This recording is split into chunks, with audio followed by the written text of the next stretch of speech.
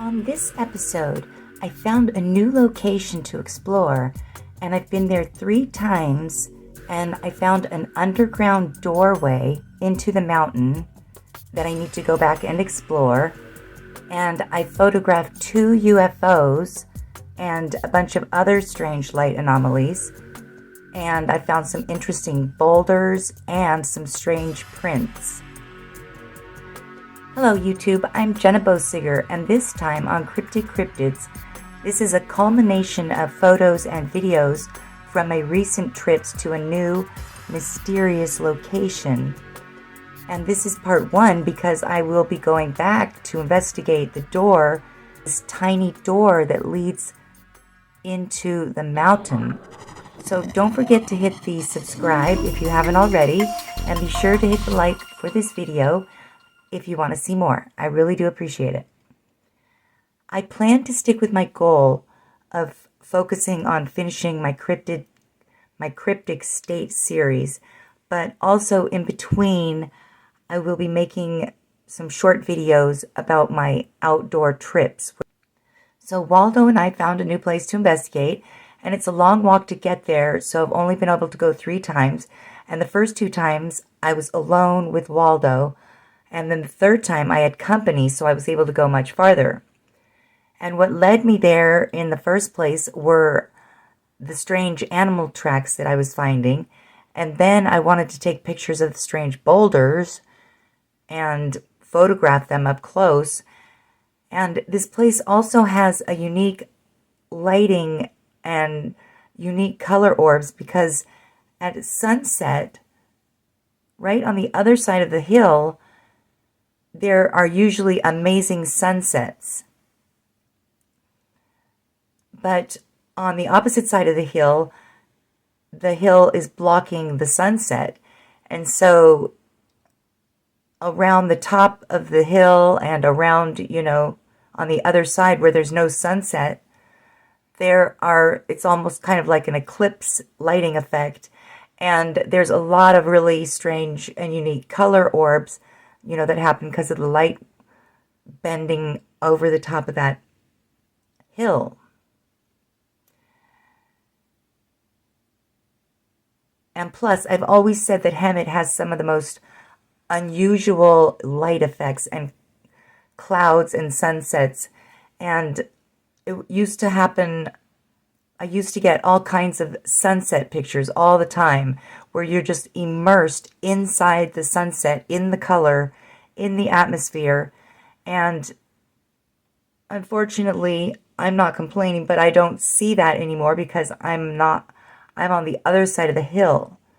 And I'm also not in that UFO hotspot like I used to be when I lived over in that part of Hemet and closer to the riverbed.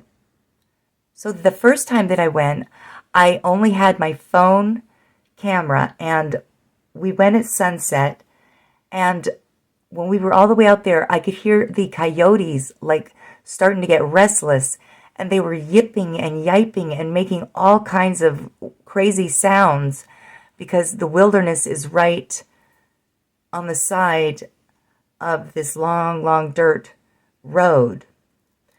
And at least one of them paralleled me all the way out and continued to do so until I was out of the sound range, but I could still hear him paralleling me as I was walking through the neighborhood to get home.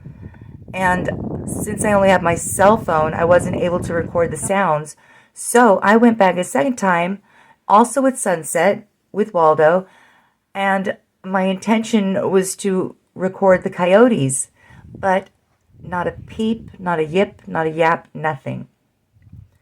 So then I decided I needed to go back a 3rd time with company so that I could go deeper in, and I also went at sunset again, but again, I didn't hear a single sound from the coyotes, and I was totally prepared both times to record them, but not even a stir or a rustle. So this 3rd time, I was much braver, and we hiked over the mountain, and I was able to get a closer look at some of the boulders as the sun was setting just over this hill that we were hiking over. And so somewhere around this time is when I got the picture of these, I don't know what they are, if they're rods. See, the thing about the difference between a rod and a UFO to me is that rods are like some kind of creature, whereas UFOs, I mean, they could be creatures too, but you think more like of them as being spaceships. And these don't seem like spaceships. But in one of them, I can kind of see a face and an eye. So one of the things that I was doing a little bit of research about rods, and I read in Wikipedia, it said, oh my gosh, the claims of these being extraordinary creatures, possibly alien, have been advanced by either people with overactive imaginations or hoaxers. Just to clear some things up, I wouldn't say I have an overactive imagination because I keep my imagination busy and occupied as much as I can with art projects and new ideas, learning new things, learning about new places, making connections, hoaxing and lying and, wasting people's time. That's the biggest sin of hoaxers. And plus, I would not want the karma to take on the karma of lying to people, misleading them, wasting their time. That is a pretty big burden that I would never want to take on. I'm trying to get down to the truth. And I don't play games like that, wasting time. And I can tell you that this photograph is rare and unusual. But, Wikipedia, it's not a credible source, but I do like it because it gives you an idea of what the majority of people are thinking and believing, whether it's true or not. And this is one of those cases where, it gives me a minute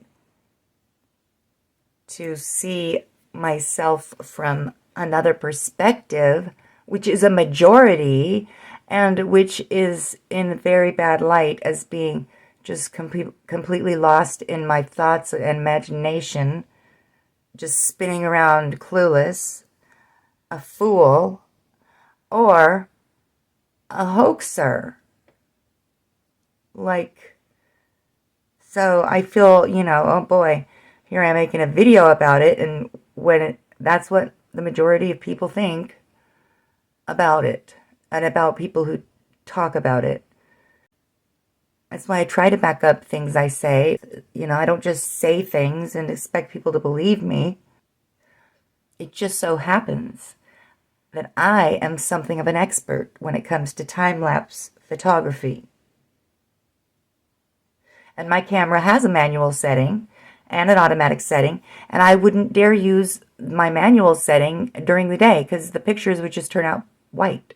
It's always on automatic setting, always, always, unless I'm doing nighttime city rain time-lapse photography or opening up the aperture or lengthening the amount of time that the camera is exposed to the light. And you would only do that in a dark situation.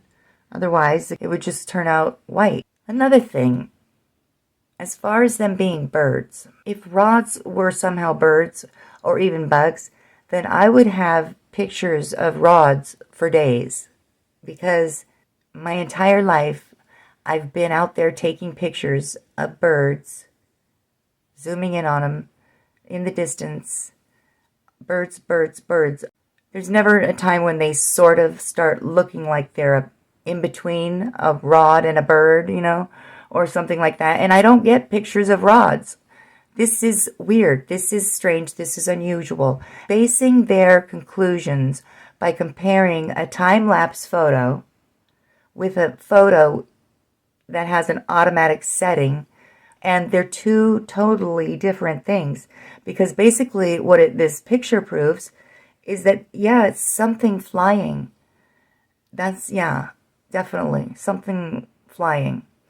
And the other thing is that for something to be caught moving in an automatic setting where it's just a flash of a moment in time says that they would have to be moving pretty fast. And time-lapse photography is also related to things disappearing. Like if you're set up with a tripod in the city and people are walking back and forth in front of the camera, if they're doing it quickly, they might be a little blur of light, but they might not be in the picture at all. So a lot of it might have to do with our visual spectrum, or something to do with that textured, thick, grainy sky. And if you zoom in, you can start seeing all these dark spots and light spots around this object where things are like starting to appear or materialize, or I'm not sure, come into our visual spectrum. I'm not sure if I could have seen it with the naked eye or not, but probably not. What do you think I will find when I use a flashlight to go investigate that open door with the little glass windows that goes into the underground mountain with the waterfall and that high concentration of orb activity? To find out, make sure you're subscribed and hit the like for this video, and until next time, bye!